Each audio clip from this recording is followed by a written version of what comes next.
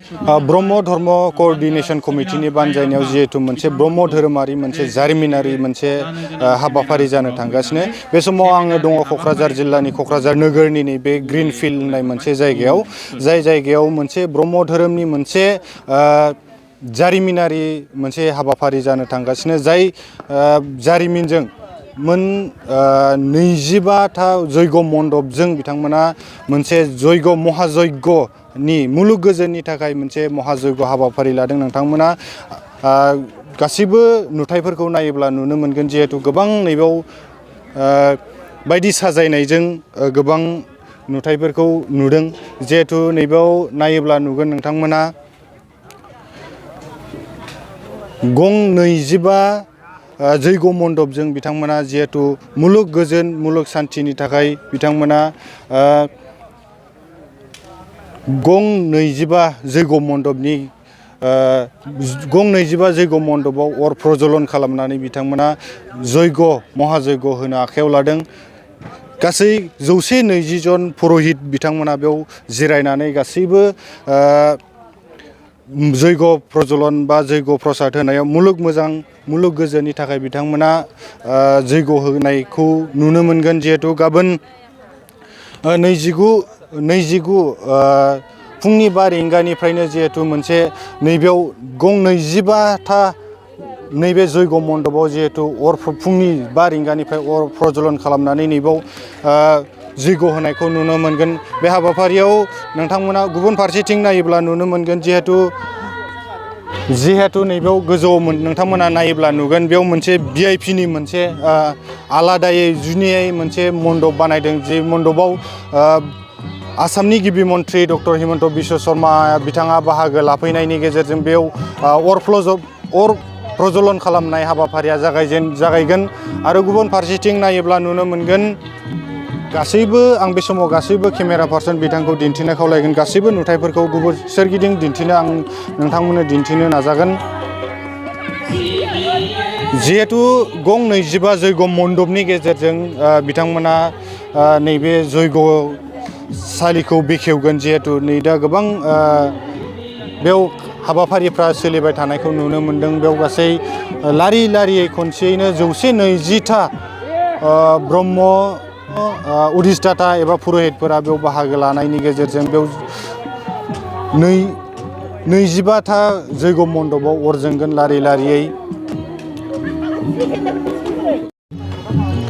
नंगौ जिहेतु बेयाव गोबां बिथांमोना फोरमायनाय बादिब्ला जिहेतु 40,000निबो बारा जिहेतु भक्त ब्रह्म भक्त एबा ब्रह्म धोरोमारि बिथांमोना बाहागो लाफैगोन। आं बे समाव मिथिनानै लानो नाजागोन सासे ब्रह्म धोरोम एबा ब्रह्म भक्त सिबियारि बे जाय ब्रह्म धर्म कोअर्डिनेशन कमिटिनि सासे बिबानगिरि आं बिथांनिफ्राय मिथिनानै लानो नाजागोन जे दिनैनि गाबोननि हाबाफारि माबायदियै जानो थांगासिनो आं बिनि सायाव मोजाङै मिथिना लानो नाजागोन।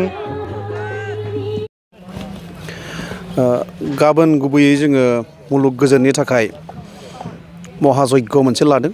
बेयाव ब्रह्म धोरोम सिबियारिफोरल' नङा बेयाव हारि धोरोम सायख'वालासेनो गासैबो जोंनि मुलुगनि गोजोननि थाखाय बेयाव रायजो राजा बिथांमोना बाहागो लाफैगोन आरो बेनि गेजेरजों जोंनि गेजेराव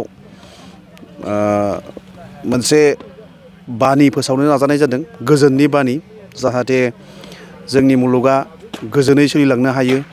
जोंनि गेजेराव अनलायनाय बिदा फंबाय गावजों गाव बेरेखा बेरेखि सानलायनाय गैयै बेफोरबायदि हाबाफारिनि गेजेरजों खौसेथिनि बान्दोखौ गोख्रों खालामनो नाजानाय जादों।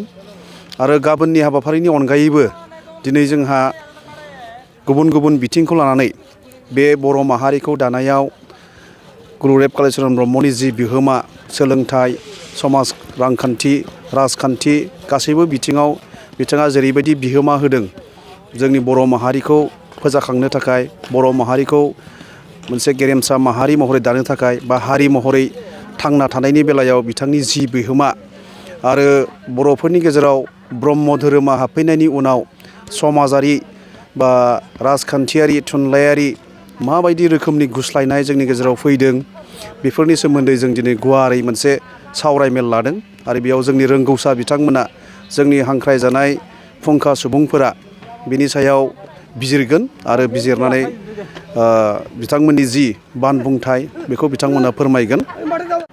दुलाराय ब्रह्म धोरोम समिति आफाद आरो सुरुप स्थिति आफाद बे मोननैजों जुथायै बिश्व शान्तिनि थाखाय महायज्ञ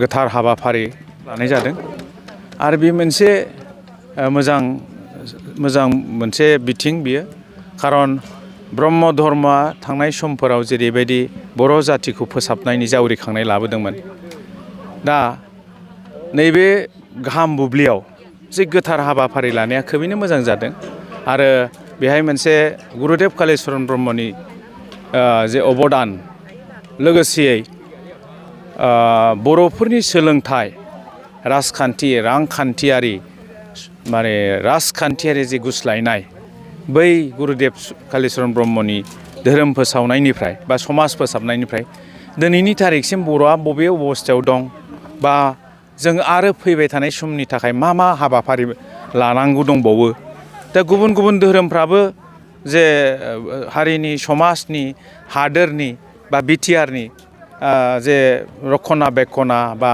बेखौ उन्नत गोजौ थाखोसिम लांनो थाखाय जायखिजाया धोरोमबलम्बिफ्रा जे बिबान लानानै खामानि मावगासिनो दं। दा ब्रह्म धोरोमनि जे धोरोम लागिरि धोरोमबलम्बिफ्राबो दिनैनि बे समाव बेखौ लानाया खोबैनो मोजां जादों आं सानो जे गुरुदेव कालिचरन ब्रह्मनि जे अबदान बा बिनि जे बोसोनफोरखौ लानानै दिनै बर' हारिया नैबे थाखोसिम फैदों होननानै बुंनो हायो आरो फैबाय थानाय समाव बे जे मोजां गाहाम जे जोंनि समाजनि फारसे साननाय हनायखौ लाबोनाया दिनैनि थारिखआव खोब प्रयजनथार। दा समाजखौ जों दैखोलांनो थाखाय जे जों ज' खौसेथि थानांगौ, जों जयैनो खामानि मावनांगौ जे सोरबा हायो बे हाथ'वाखै मावनो नाथाय फैबाय थानाय समाव बिथाङाबो मावगोन। दिनैहाय आं सोलाबदों आं मावदों, फैबाय थानाय समाव गुबुना सोलाबगोन गुबुना मावगोन आरो जों बेबायदि खामानि मावनानैनो फैबाय थानाय जे फैबाय थानाय समनि जे लाइमोनफोर जेनेरेसन बिसिनिसिम जों लांनानै बे बिबानखौ समाजनि बिबानखौ जों लांनानै हैनाया गोनांथार। दा बेनिखायनो जाय जे समाव सम मोनदों बे समखौ जोङो लानानै जोङो इयुन जोलैनो जों समाजनि फारसे जांख्रिखांनाय समाजखौ फोसाबनानै जौगाखांनायनि हाबाफारिखौ जों लानानै हैनांगौ। बेसेबांसो बेयाव बाहागो लाफैगोन? बाहाय जोंना दिनैनि सेमिनाराव 500नि बारा लागोन आरो जोंनि टारगेटआ गाबोननि जे महायज्ञ फुंनिफ्रायनो जागोन बेलासिसिम आरो बाहाय जोंना आसामनि chief minister doctor Himanta Biswa Sarma sir आरो बिटिआरनि चिफ मानब गेदेर श्री प्रमद बर' सार आरो गोबां जोंनि बक्तफोर बिथांमोना फैगोन 40,000नि बारा जोंना फैनायनि सम्भाबना दं।